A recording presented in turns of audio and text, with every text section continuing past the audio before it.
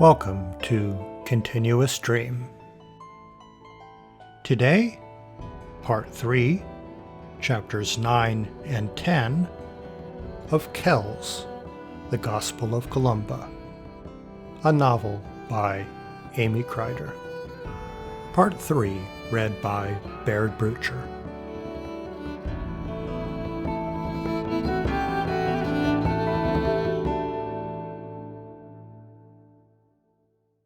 Chapter 9. Lost in the Desert. Our huge Campbell train assembled outside the palace, much bigger than the humble cargo we had arrived with. Isaac walked down the line with his list of treasures of silk, tapestries, pepper, spices, silver, and the carefully packed clock. Then there was the baby elephant. Haroun insisted on presenting Carl with it. We couldn't refuse. That was the joke Isaac had frowned over on my first day there. I was in charge of the elephant.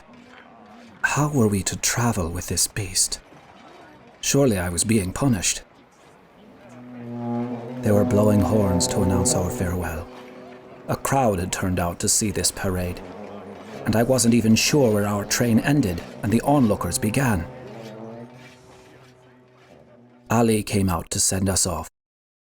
Una was with him, walking in a crouch like a dog used to being beaten. Ali seemed irritated by her presence. "Now you are. Hereby 3, he said abruptly, and gave her a little push toward me. "Where is Deirdre?" Una asked, her eyes darting from Ali to me. Ali shook his head and waved for the camels to set off. "She is still resting and recovering. She will follow you tomorrow." Una fell to her knees. "Then I will stay with her and we will both go tomorrow." Ali rolled his eyes and pulled at her. "It is time to go. Your train will be slow. It will be easy for one of our men to catch up tomorrow with Deirdre. Don't delay." "But my daughter." "Your daughter is very well. Farewell to you, I said." Una started to tear at her clothes. "I can't leave my daughter." Ali grabbed Una by the shoulder and pulled her up. "Be at peace, woman." He let go of her. "Be still. You are being foolish. There is nothing to worry about. It would be easier to bring one woman tomorrow. 2 women might as well be an army. You are only causing delay. May Allah be with you, and farewell." He waved his arms, and the servants prodded the camels and the great beast, and we headed out of the city. Una stumbled with us, in a daze, looking back, turning right and left wildly, looking everywhere for a glimpse of the missing girl. Onward we moved, and her feet went forward with us as her head and body jerked like a fish being pulled on a line. I was distracted by too much at first to give her the comfort I should have. Somehow, we would have to take the beast onto a ship over the sea. I was not happy about that. I thought we should have followed the Frisian trade route northerly, instead of to the west coast. But our travel papers and instructions were rigid, directing us the shortest way. Once we passed the gate of the city, the road was a secret in the sand that only our guides knew. And we had no choice but to follow. 20 camels and drivers, slaves, an elephant, a woman, and a thin black dog that ran out of the gate after us, who barked and danced at our heels. The first night we stopped at an oasis. I dreamed of Rosa calling, "Natalia! Natalia!" I awoke to hear Una's muffled crying. When she started to set off, she asked, "Shouldn't we stay here and wait for Deirdre?" Isaac only said, "She will catch up. We are slow and they will be swift." We lumbered across the desert, to the next oasis. The closer we drew to it as night came, more soft noises came from Una's throat.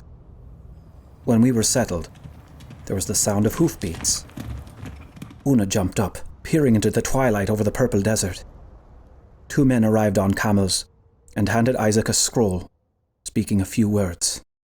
They did not dismount and rode quickly back into the night. Una fell to her knees and put her hands to her throat. She said in a gasp, Where is Deirdre? Isaac read the scroll and deliberated. I stood beside Una and put my hand on her head. Isaac said, Musa is marrying her. Una's mouth gaped. What does that mean? Isaac grimaced. He turned to her and took a deep breath. Be at peace. Musa loves Deirdre. It is he who paid for her surgery. At the last moment when she was leaving, he begged her to stay and marry him. That is a great love, dear woman. Do not upset yourself. He will treat her well. Una fell forward onto her hands. Why didn't those men take me back with them? They are swift messengers. They aren't going straight back to Baghdad. They have errands to run. Please be at peace. Then we must go back. You must take me back. Isaac threw the scroll on the ground. We have travelled too far. We cannot go back. All will be well. Stop upsetting yourself. Una stayed frozen on the ground a long while. I knelt and put my arm around her. The God who has taken care of her will provide for you. We settled down for the night. From the desert came a band of native herdsmen. They joined us and shared goat meat and flatbread. They plucked a stringed instrument and beat little drums as they danced. I clapped along and let my mind go blank. But when I looked at Una, who gazed stricken into the fire, my heart broke for her. I had the Natalia dream again, and awoke with a start as the sun was rising. I thought I had heard the distant cry of a shrill bird. When I awoke, I felt something on my finger. It was Una's ring. She was gone. I stumbled over my words and gestured wildly to keep our guides from leaving, while Isaac tried to calm me, but the more I argued that we had to look for Una, the less they seemed to understand my broken words in their language. They broke camp hastily, while I followed behind them, shouting at their backs. Isaac beckoned to the native men who had joined us the previous night, and shushed me while he spoke a few words to them. They nodded and rode off. They will look for her. We must go. That was all. As we rolled off, I realized the black dog was also gone. I thought that I could be able to write of Una's happy return to our native land and complete the tale of her harrowing journey. But whatever happens to her, her story will not be written. We could see the old wall of Jaffa from a long way off. I turned and scanned the horizon for a sign of Una, but I knew we would leave her behind. I should have offered the men a reward for bringing her back to us.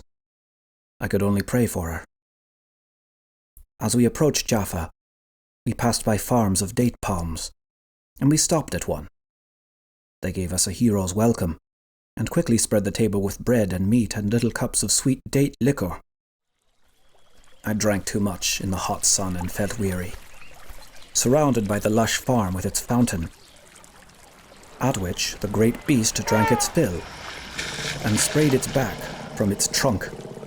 My legs felt very heavy and my head light, as if they were pulling apart. A young man approached me, his eyes wide with concern, hesitating. Are you well? I shook my head and found my whole body shaking. I felt I was going to burst into sobs. He brought me a cup of water and sat close. Finally, I told him about Una. The desert people will find her. They are good people. But I will not know. And what will I tell her brother? He put his arm around me. No matter how awful her story seems, she has lived an adventure few could know. And she chose this. But she chose to run away in the moment, and then what? If she regrets it, there is no place for her to turn. And what of the will of God? God's will is to bring us peace in our hearts. She will fulfill her destiny. People's choices arise, sometimes strong and good, sometimes wrong and mad, and they choose because they are not at peace. Some find peace only in death. She will fulfill her destiny when she finds peace or dies. But she will find peace. And what shall I tell her brother? A few tears fell from my eyes as he deliberated into his cup. He put his hand on mine and said, "Say that she has the heart of a lion and the will of a wild horse. She rides the storm like a soldier of thunder. She will survive." I gazed at the bronze ring on my finger, with its incised cross. I wished she had kept it as an amulet, to keep Christ with her. She was alone now. But I felt she had a soul that was stronger than despair.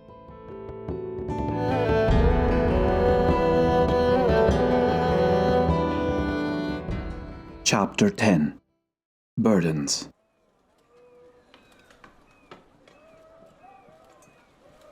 Arriving at the port, a difficulty arose.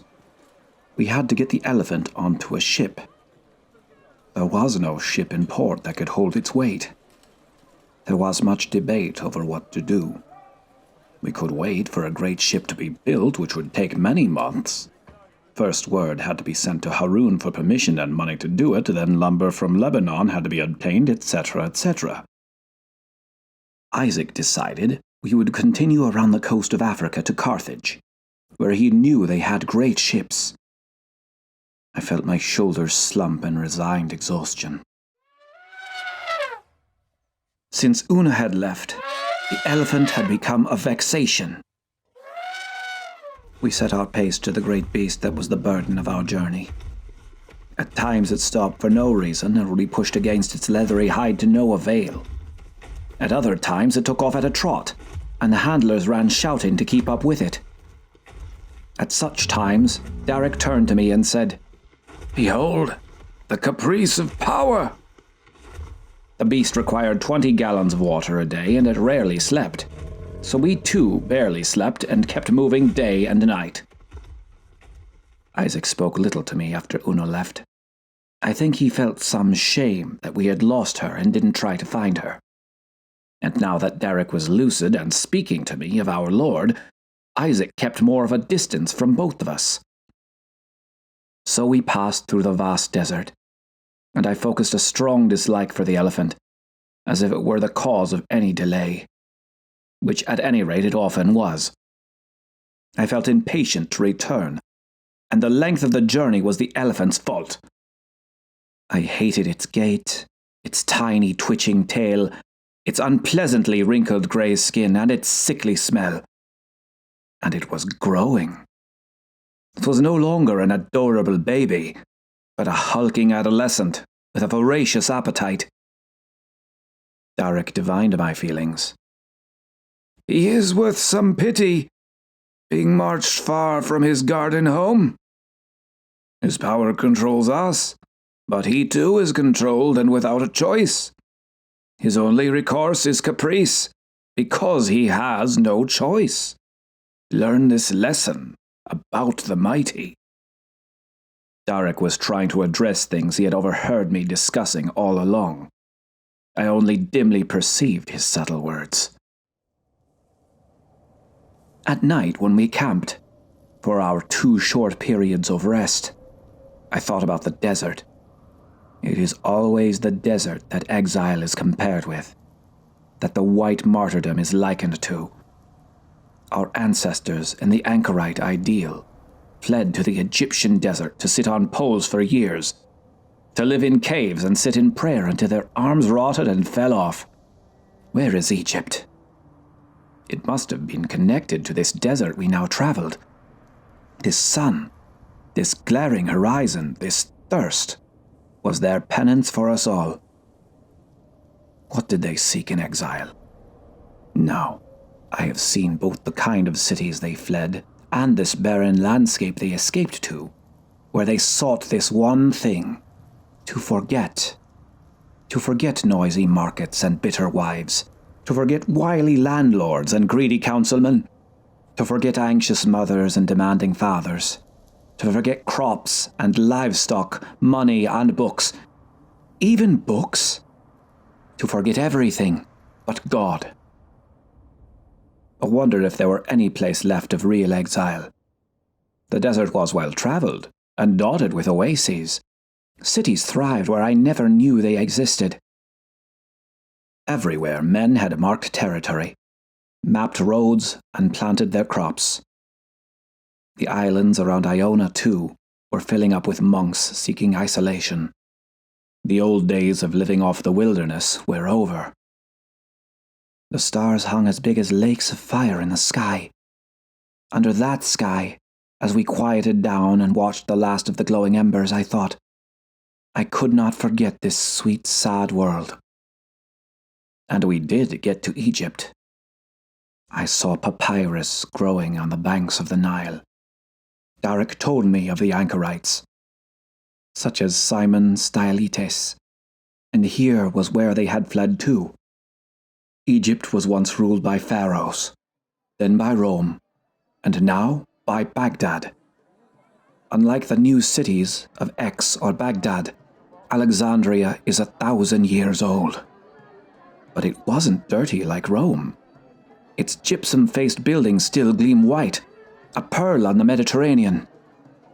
We stayed some weeks there.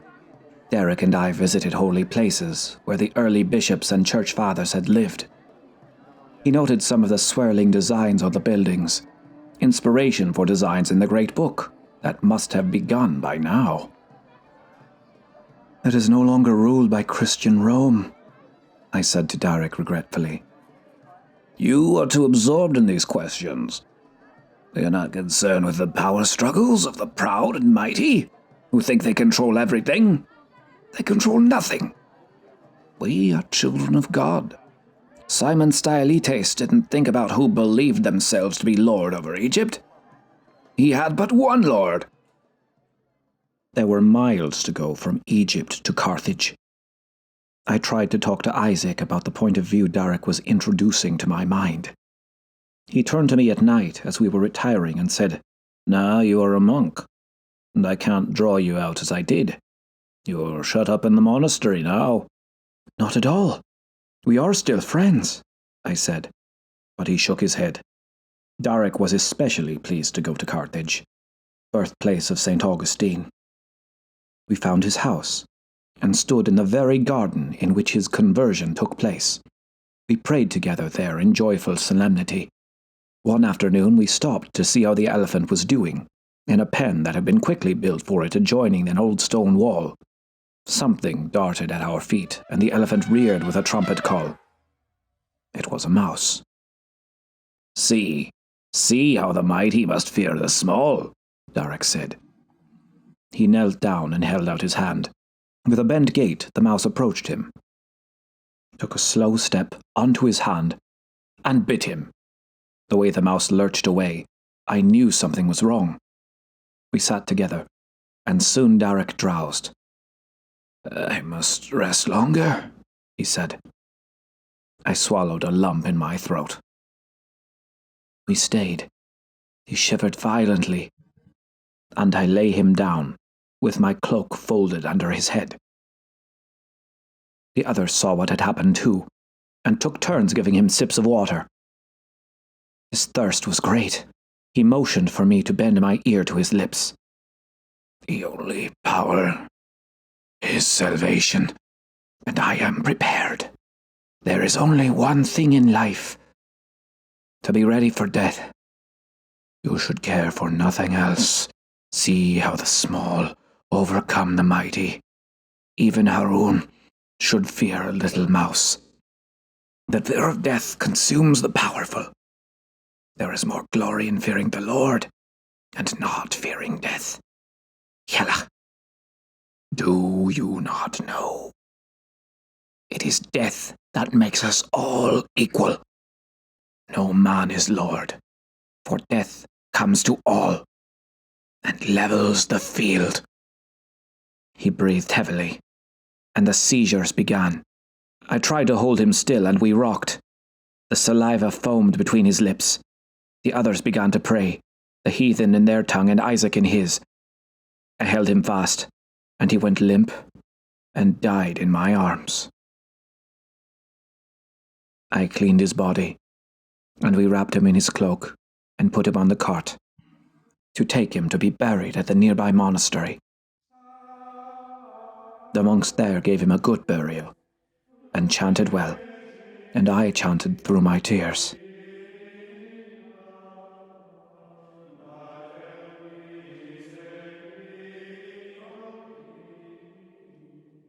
I hated the elephant more than ever, as it was goaded onto the great ship. The sea passed before me. I remembered how I felt when I first was on the sea, leaving Napoli, that I was leaving myself behind. I had a feeling on the shore I would find a shell of myself that I would step into and re-inhabit. Yet I knew this could not be. Would that former Kells even recognize himself now? Perhaps I had changed, as Isaac said, because on our return, I was not interested in fooling proud bishops with the gilded mouse, as we had done on our initial journey. At any rate, we stayed less with bishops and more in monasteries, which suited my frame of mind. The monks were interested in learning Roman-style chants, and I taught them what I had heard. We told them of Baghdad, the Nestorian brothers, the great bones on the Grecian coast. I did not really want to hear news of Karl, who was now being called the Great, or Charlemagne, since he was crowned emperor. I only knew he had not taken yet another wife, which pleased me. Some of the monasteries had received letters from Alcuin, and they shared those with us, which was a comfort to me also. On this journey through the great forests and along fields and vineyards, I felt my whole life was only travel, and I couldn't tell anymore if I were on my way to or from, whether I was arriving or leaving behind. I had shed companions along the way, shed something of my youth, so that I was leaving behind a past that was already fading in memory. Yet I had to remind myself I was returning to my only home, and that I had to be ready to resume my life, or take on my new life as a monk, and that my travels would somehow, someday be over, though that seemed all but impossible. We continued to Aix. We arrived in a light rain on a warm day. The elephant attracted a parade to the palace. We entered the courtyard and made circuits around it. Karl and all his laughing children came out to the clamour. We stopped, and the handlers managed to get the elephant to kneel before the king. Isaac spread before him the silks and spices, and I showed him the water clock. I am well pleased with the gifts of my brother the Emperor Harun, Karl said, beaming. The children climbed on the elephant's back, while she docilely knelt. She was taken to her new home, in the zoo, and after a wash-up and rest, we joined the court for a feast. We feasted, but I took no notice of what I ate.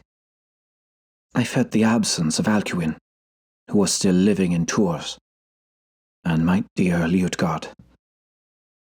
As the feast ended, Karl rose and extended his hand toward me to rise. Our young monk soon returns to his home far away on the remote holy island. He will not go empty-handed. On this journey, he had as his companion a venerable monk who died, having survived the terrible raid on Lindisfarne. Much treasure was lost to the Northmen that day years ago. So we ask that Brother Kells take with him silver from our smiths to Lindisfarne to restore their loss. I bowed, not entirely happy. Lindisfarne, on the east coast and somewhat north, was not exactly on my way home. But there was no turning down the king, of course. I lingered for 2 weeks while the journey was prepared. 4 horses were to carry the silver treasure of chalices, cups, plates, and crosses, as well as our supplies. Soldiers were to accompany me. We would travel west to the coast of Frankland. The night before we left, I sought Isaac in the courtyard to say goodbye, and sat by him on the bench where I had often sat with Liutgard. Once again, it was late summer. Once again, the flowers were going to seed, and a few leaves had turned and fallen into the fountain, which was mossy and seemed dim compared to the sparkling fountains of Baghdad. Without hesitation, I put my arms around Isaac and pressed my cheek to his. "Farewell, my friend." He gave my back a firm slap. You will do well wherever you go. The next day we set off through the deep woods. The soldiers sang marching songs. Sometimes we made camp in the woods, and other nights we were welcomed on an estate. After 2 or 3 weeks, there was a storm in the night. We huddled in our tents against the wind and slashing rain. When we rose, we found our path indistinct for the fallen leaves and branches.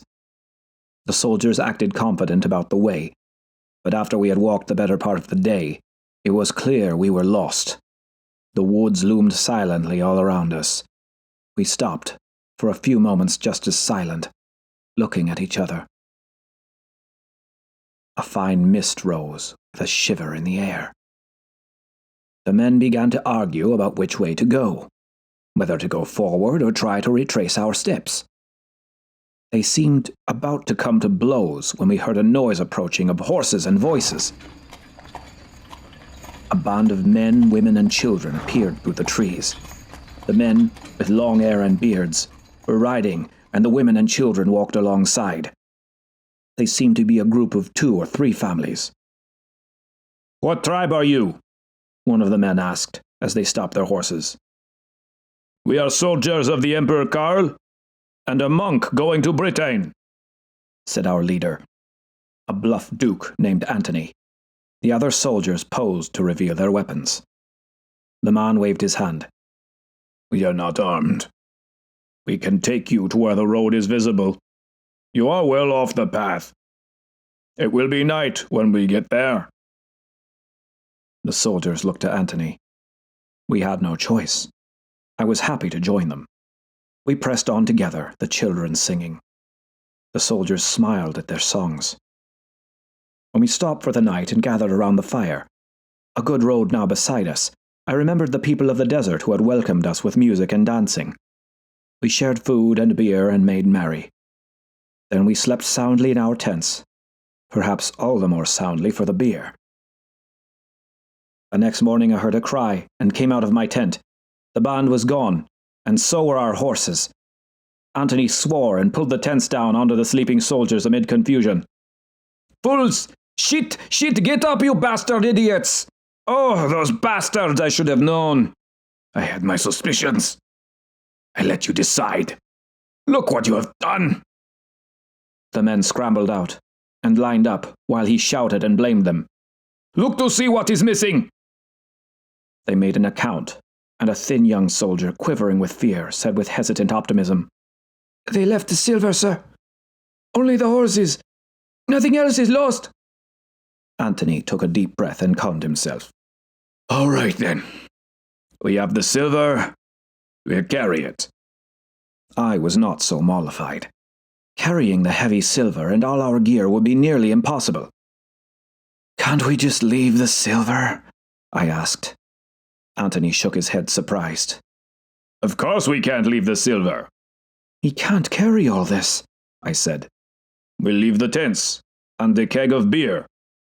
We all hoisted the loads on our backs. It was miserable. I didn't curse the band that stole our horses, but cursed the king who had put so much store in those riches we were forced to carry. We thought that at least we would soon arrive at some great estate from which we could requisition horses. He had that authority, but this road was a military road, built to make straight for the coast first by the Romans. It did not lead to any great estate, just a few outposts fallen into ruin. We marched the whole way to the coast, sleeping exposed to the nights, with no marching songs of humor, in quiet misery. When we arrived at the coast, at a village at last, we hired a boat to get to the monastery, which was on the sea. Most of the soldiers would stay and wait for the others to return, and 4 of them would accompany me. I was exhausted and took little note of the voyage. The soldiers were mostly sickened by the chop of the waves. It was yet more burden, but I willed myself not to become ill. The monastery was perched on an outcropping off the coast, a few buildings of wood and stone. Damage from the heathen raid was still visible on the blackened walls, while some new construction stood out. When we beached on the rocky inlet, a bell was struck, and the monks ran from their activities into the monastery. It seemed this was a precaution in case of attack. 2 monks came to look at us from over the low cliff, and Antony called up to them. "We come not to take your treasure, but restore it. We are from Karl Rex." The monks quickly came down and helped us carry the treasure to the monastery. We were shown the guest house. The abbot himself, rather than greet us in his office, came to the guest house to thank us. The cellarer came and took the soldiers to the kitchen to eat, while I remained with the abbot. Because so many monks had been killed during the heathen raid, the abbot was young, perhaps only a little older than me. He was square-shouldered, broad, freckled, his big hands hairy. He had an uncertain look about him, having been thrust into his office. I knelt before him, and he put his hands on my shoulders. His hands smelled like milk. "I have terrible news. Your master scribe Derek accompanied me on a long journey, but he died before he could return. He died in Christ." He bade me rise, and we prayed. "We will have a mass for him." There were tears in his eyes. "He was like a father to me. He saved my life." We held each other, as I realized how young he really was. He had only been a boy during the raid. "Thank you for bringing us such treasure from Karl Rex. It will go a long way toward replacing what was lost. If only it could bring back our good brothers. It is a great loss that nothing can restore. You have had a long journey. Won't you stay some weeks and rest before going on?" I thanked him and said I would. I added, "I'd like to take a bath." He gave me a puzzled smile. "We bathe the last Thursday of the month, when we renew our tonsure." I was disappointed. I was used to lovely, frequent baths in Persia. "Can you scribe?" he asked. When I nodded, he said, "Would you serve as my secretary while you're here? There is so much I need to do." "Certainly." "And after you've eaten, if you would, go to the scriptorium and copy a few lines so that I may judge your hand." That seemed unnecessary, but I assented.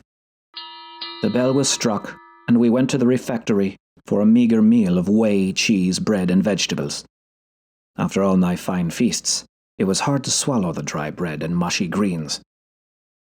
The abbot himself showed me to a desk and chose a psalm for me to copy, which I did while the brothers chanted in the church. Their voices wafted to me, a rolling sound, lending rhythm to my work. I spent the afternoon at it, working as patiently and neatly as I could. Before Compline, I returned to the abbot with the page. He frowned over it. "What sort of script is this?" "The script of the court of Karl Rex. It is compact and efficient." His shoulders twitched. "It may do for a secular court. Did you notice the script you were copying from? Could you not imitate it?" "I could try. Perhaps, though, for your correspondence this would be the right form. It is small and spares vellum." His frown deepened. I felt he knew I was right but didn't want to agree. But he said, "Very well. But while you are here, I'd like you to be instructed in the proper way." I thanked him. The next day a monk named Brother Edgar, a bony, emaciated man with a wrinkled scalp, stood over me as I began to copy the psalm again. "Why do you use your left hand?" he whispered. "Because I'm left-handed," I said rather lightly. Suddenly the straight edge cracked against my knuckles. "Not here you aren't." Perhaps he thought I was disrespectful in the way I answered. Perhaps I was, but the stick hurt. I struggled to use the quill with my right hand. Eventually, I learned to use the Karl Court script with my left and the Scott script with my right. I should have been grateful for the instruction. But who ever is grateful for instruction? I returned to the abbot after several days of this practice. He was satisfied. He had a wax tablet with a letter written on it to the abbot of Bobbio, which he asked me to copy onto vellum. I took it back to the scriptorium and spent the day on it. When I started to write, I found a mistake in his Latin. I stopped and read it over. There were a few more mistakes. I corrected them as I scribed the new letter. At the end of the day, I brought it to him to sign and seal. He glanced at it, then stopped and perused it. "You have made mistakes," he said. I felt my heart beat faster. I didn't think about having to tell him the mistakes were his. Dear Father, I corrected some minor errors. You are very busy and wrote hurriedly. In my leisure, I was able to correct them." He sucked in his lips and stared at me, drew in his breath to speak, and didn't. He dropped the letter on the desk. "You have not confessed yet. You require an amshara. Brother Edgar will serve. Please speak with him. I will tell him to make sure he doesn't forget." Now it was my turn to stare. My first knowledge of Brother Edgar was the blow to my knuckles. "You may go." I bowed and left. There was no more scribing for me. I spent the next day bored, feeling confined. After our meal, Brother Edgar approached me. We went to the edge of the bluff that overlooks the sea. The sun was bright on the water, green the color of Frankish glass. The rest of the world seemed far away over the sea. And I on this journey would be going further and further away from the world, to an even more remote place. I had been mostly silent my week there. I longed to talk about all I had seen and done. Brother Edgar looked at me through narrow eyes. Could I tell him of snow-clad mountains that disappeared into the clouds? Of cities dark and teeming with rats and urchins? Of bright marble mosaics of flowers and vines and real flowers that smelled like paradise? "Well, brother," he said, his thin lips almost smiling a cruel smile. He expected to hear my sins. "It was the elephant's fault that Brother Derek died, but I'm glad I knew him the short time he was well." Brother Edgar's eyes closed. "That is well. At your confession?" I gazed again at the sea. The sun beckoned me back to the desert where I ate sweet brown dates and almonds. I tried to think of my sins. A golden eagle launched from a nearby tree and swept into view, soaring across the waves. And then it flooded me, and it was my sin. I hadn't expected it, to know the sin in my heart. My mouth filled with spit. The tears came suddenly. I felt hot and wet. "I love the world. I love this world too much." I could say no more. Every emotion choked me. Brother Edgar put his hand over mine, which was shaking. "You are punished enough," he said. I felt ready to speak and tell him everything, but he turned and walked away, leaving me alone on the shore, wiping away my tears in the bright sun of the day. It turned out my scribing there wasn't quite done. The next day the abbot sent for me. He cleared his throat and motioned for me to stand, saying, "Your beloved Abbot Brezel has died on Iona. I have just received a letter from Brother Connachta. It was long delayed." I crossed myself and bowed my head. "I'd like you to carry my response to your brothers there, if you would be so kind." He dictated a letter of loving sorrow, and I scribed it, wondering as I did so that they would receive this letter written by my own hand. I was careful to alter nothing.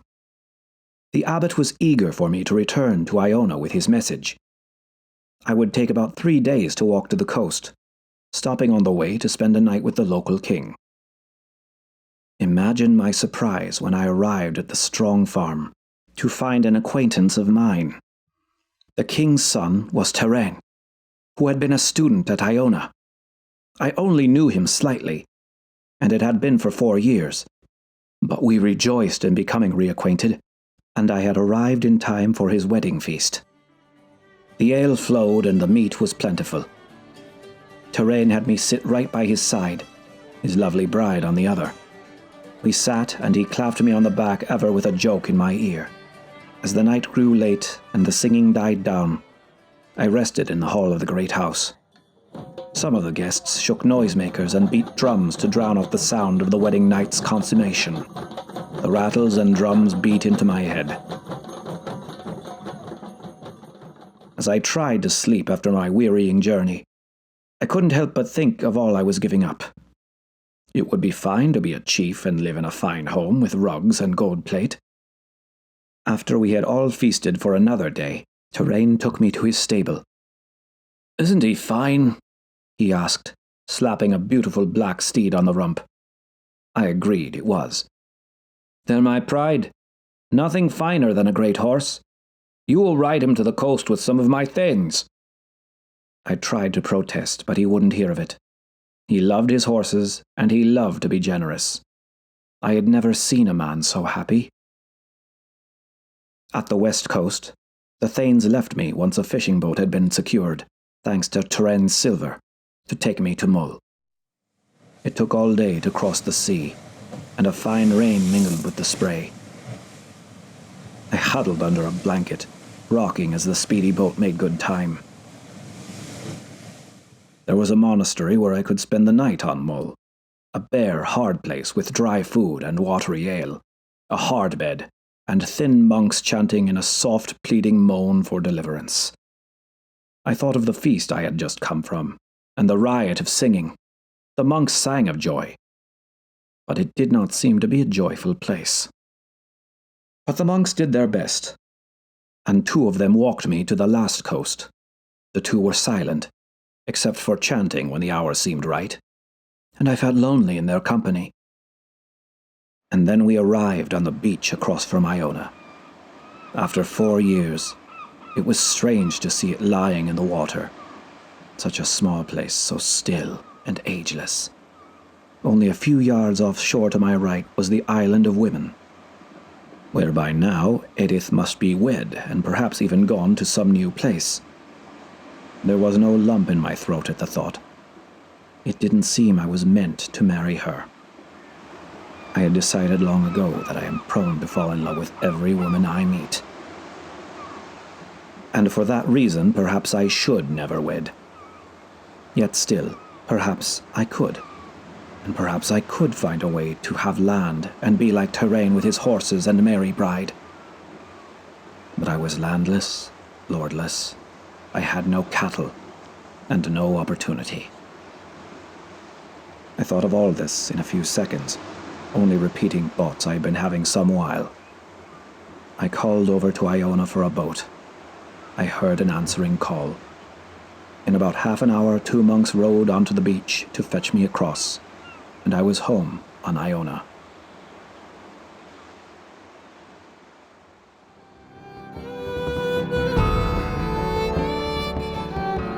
To be continued. If you enjoy Continuous Stream, please give us a 5-star rating on Apple Podcasts or your favorite podcast player.